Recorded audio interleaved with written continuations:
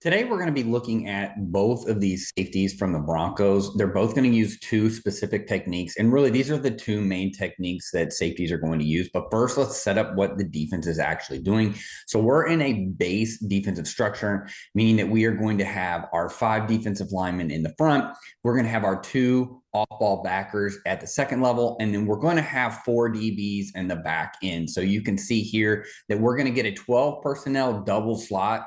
We also have a condensed formation. This is going to be a popular offensive trend, and it's really been a trend the past several years. This is going to be a formation that offenses love to use, especially under center, because you can sling any one of these safeties or slice them across anywhere you want.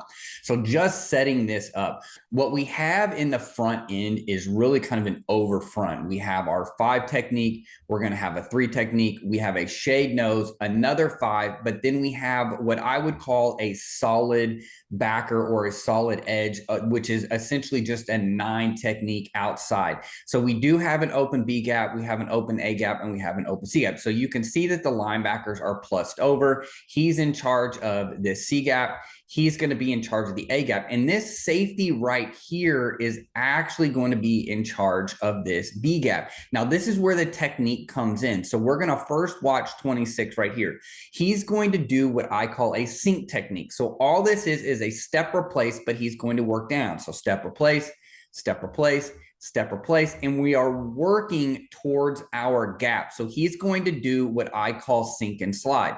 So he's going to sink to linebacker depth, then he's going to slide over depending on the play. Now, if the play or the run action is right at him, he's just going to work right into his gap, and that's where he is. So we are essentially playing our 8-man spacing within the front because we are playing a post safety. So let's watch his technique first, and then we'll come back to the deep safety here. So we're watching 26. You can see as the ball is snapped, he's going to step replace, step replace. Now notice that he's stepping down at a 45-degree angle. So step replace, step replace.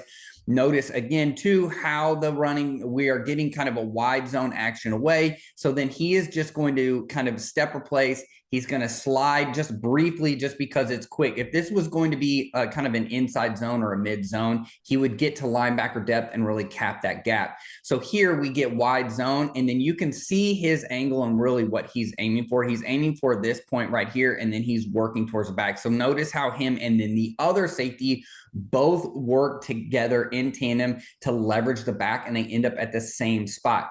Now, this is single high coverage. So let's talk about number 6 technique. This is a cheat technique, and this is a technique that is often used on early downs by post safeties.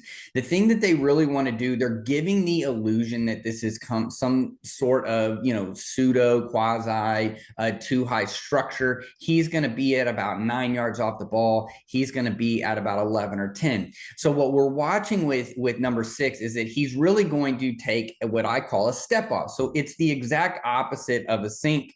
We are going to get a step off. We're going to get a step replace going backwards, but we're really going to keep our feet in the ground. So if we do get run action, I can plant and then I can drive down on top of it. Now, remember, he is essentially gapped out. So all he wants to do is really wants to keep his leverage on the outside shoulder of this running back, knowing that he's going to get a wall built here by the corner, and that if anything were to leak out into this, let's say he gets hooked or he gets caught, he is then going to be replacing that. Remember, he is working on the backside shoulder of this in the sink, and he also has a primary gap. So he's a primary fitter, and then he is nothing more than fit support here on this single high coverage. So let's continue to watch this. We're watching number 6. As the ball is snapped, you can see we're getting wide zone. I really like this. Now, you would prefer that he has a little bit better stance at the beginning of the ball, but you can see that he's going to work down. He's going to step replace. Once he sees that it is run action, so ball in the belly, he is going to plant and drive. And watch how his angle is going to be attacking that outside shoulder. This is really good angle here by Locke. Once he gets there, he's just essentially going to be the cap defender. He's looking for anything leaking out.